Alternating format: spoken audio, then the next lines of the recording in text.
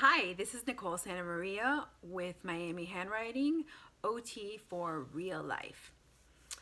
We've made a couple of videos about flexible seating, and we had a couple of questions as to how should we incorporate this. I did mention rules in my other video, so we're going to just get a little bit deeper into what rules we should have when we introduce flexible seating to the classroom. So for those of you that aren't familiar with me, I'm first and foremost an occupational therapist. As an occupational therapist, we are experts, I like to say, in task analysis. So what does that mean?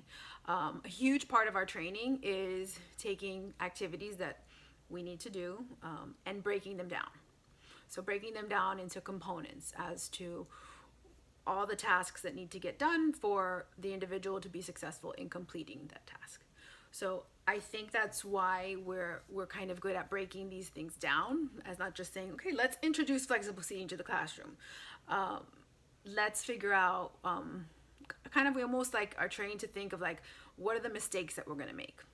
And I know from all my time of being in and out of a classroom that one of the mistakes that are always made, even if I'm in the clinic one-on-one with a child, if we have something new and we don't kind of preview what to expect and we don't preview how to use it and how not to use it, that's on me for not introducing it to him.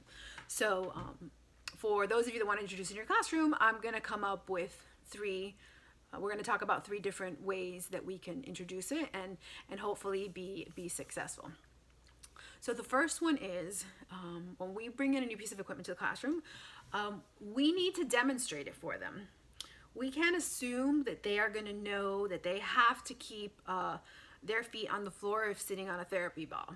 We can't assume that they're going to know that the band that goes around their chairs, they need to make sure not to trip over it. So with each piece of equipment, let's have a lesson about it. Let's get excited about it. Let's make sure we talk about safety. Let's make sure we talk about the correct way to use it, and then even give them examples of like, oh, okay, this is the way we really don't want to use it. And that way we can set them up to be successful. The other idea I would like to talk about is let them know from the beginning that we are going to be moving this equipment throughout the classroom. Meaning, if we know Johnny's the one we want to use the wiggle cushion, we're going to not start off with Johnny. We're going to start off with Jim or Tom or Mary. And then we're going to move it around the room till it gets to the child that we think is really going to benefit from it. We might be surprised. Some of the ones we didn't think were going to benefit from it will actually benefit from it. The number one reason I want to introduce that idea to the classroom, and that's what I do when I introduce it to the classrooms that I work in, is because that eliminates, if we give this to Susan and Susan is like jumping like a Mexican bean, we can then say, you know what, Susan, we're going to give this to Sarah to try. Because this brings us to something that I talked about last time, we don't want to introduce judgment.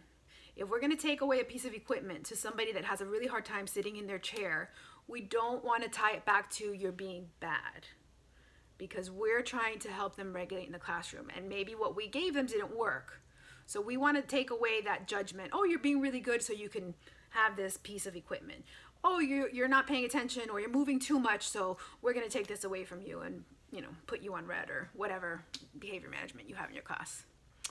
The last one that's very important is I love to talk to my teachers or talk to the children and letting them know why we're introducing all this fancy, bouncy, colorful stuff in their classroom.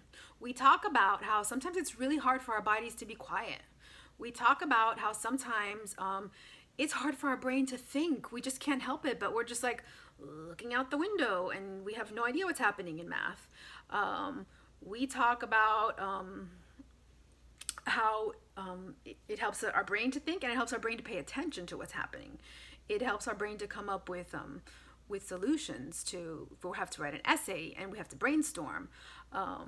Remember, we're taking what we know from the sensory system and introducing it into the classroom via this flexible seating. So recap is we want to make sure we demonstrate each piece of equipment. We want to make sure we introduce the idea that the equipment is for the class and it's going to be moving around.